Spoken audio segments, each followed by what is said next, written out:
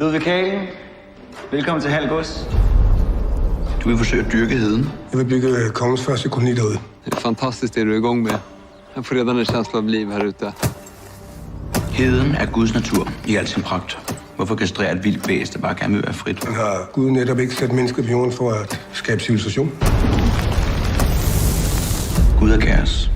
Livet er kaos. Nej, krig er kaos. Men vinderen er den, som kan finde ud af at kontrollere kaos. Det er min jord. Det er kongens jord. Jeg arbejder for kongen.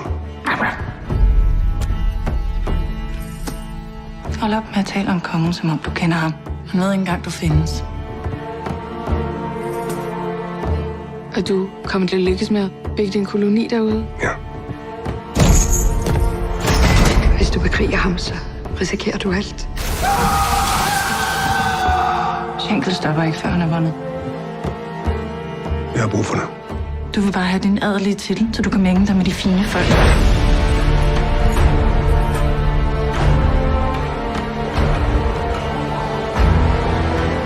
Jeg må væk herfra.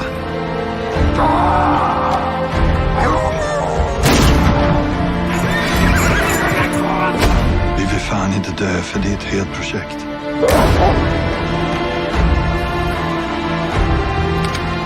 Hold dig væk fra heden. Er det forstået? Kaos, Ludvig. Livet er kaos.